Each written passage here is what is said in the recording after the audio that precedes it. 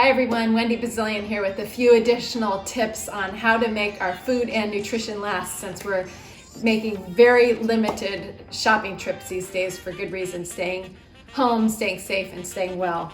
We talked about dairy and milk. You absolutely can freeze milk. If you can't use it in things like the trendy whipped coffee that you just need to search online to figure out what that is, with instant coffee, which is really fun to make, and it's the ultimate pantry staple for times like these. Or you can use it in pancakes that you can make an extra batch and freeze them. We make blueberry pancakes and freeze them, separate with parchment paper. You can absolutely freeze milk.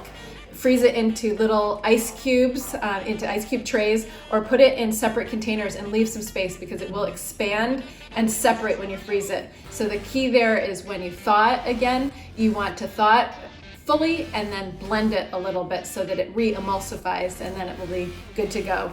If the taste tastes a little bit different than you're used to, you can always add a little vanilla or cinnamon, maybe even a drop of maple syrup.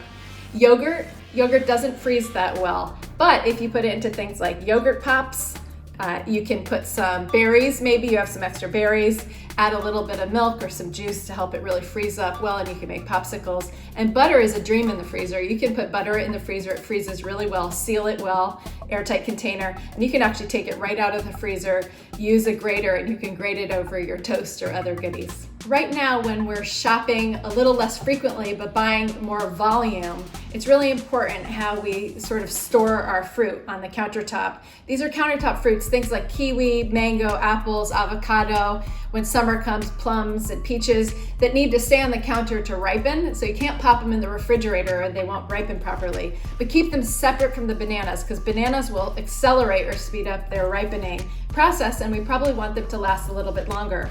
Once they're ripe, you can put them in the refrigerator and you'll gain a couple days before they start getting a little too soft. So once they're ripe, pop them in the refrigerator, or you can, peel your mango and put it in little resealable bags and put it in the freezer for a snack or smoothie. You can do the same with your kiwis, and with your apples, certainly you could bake those off and make apple ice cubes with compote or applesauce out of that. Lots of ways to ripen and repurpose. A quick, easy tip to help you preserve your food and prolong its life. Make a friend with your ice cube trays. We love the silicone ones because they're easy to handle and pop things out of, but any will do. This is a great thing for all your extras. For example, if you have veggie or chicken broth that you use part of, instead of putting it in the refrigerator, risking it getting lost and maybe going bad, you can put it into the ice cube tray and you can freeze it for later. Do this with tomato sauce, tomato paste, coconut milk. There's lots of ways that you can use the ice cube trays. Apples, we're always baking off apples, and so I often will mash some of the apple and put it into ice cube trays, because then I have quick smoothie add-ins, applesauce for my daughter that we can defrost, baking fat substitutions that we can do. And I do that with sweet potatoes also. It's a good way you can bake it off and you can put that right into the ice cube tray. Lots of uses for those ice cube trays, especially as we're trying to preserve our food and make our nutrition last. Let's talk about nuts. The very thing that makes nuts a heart-healthy food, those omega-3 fats in the case of walnuts, is the very thing that makes it go rancid quicker. The best place to store your nuts is not in the pantry, as many of us do, but in the refrigerator or in the freezer. In the fridge, they can last up to a year. In the freezer, up to 2 years. And keep your peanut butters, your other nut butters like almond butter or seed butters in the refrigerator as well, especially if they don't have preservatives. It's good to keep them there. And here I have, it's a walnut crumble, and it sort of looks like ground beef. But basically it's just a walnut and bean crumble. I raid the spice cabinet, add all kinds of savory spices, paprika, some Italian herbs and spices, and add in some of the vegetables that may be, heading south or about to turn, but perfectly good, like grated zucchini, and I used some mushroom that I had on hand. It's a great trick to help you stretch the ground beef or ground turkey that you might have.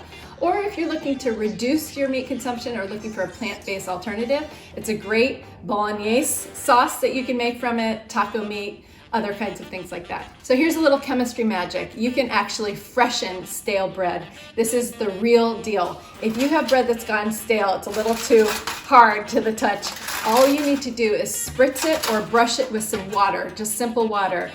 the water is actually there because it's dehydrated and becomes stale. The water added actually rehydrates and changes the bonds to make it soft and fresh again. Then you just wrap it up in the foil, pop it in the oven at 300 degrees for 10 to 20 minutes, and you'll have fresh bread. So we talked about celery, that you can put celery and water in the refrigerator. Herbs, extra herbs, if you clean and you chop your herbs, put them in ice cube trays in olive oil, you'll have fresh herbs at the ready, and you have a place to put all those extra herbs when you buy them and you get an opportunity to have them. If you have extra tomato sauce or tomato paste, we always have those little cans and a couple tablespoons left. You can make ice cubes out of them. We talked about cheater's pickles. When your cucumbers go a little limp, you can make cheater's pickles. Basically, all you need really is vinegar, but if you have some extra pickle juice around, you could just prep them, cut them, put them in a jar, pour over that pickle juice, add a little bit of maybe salt and pepper and dill. And finally, roasting.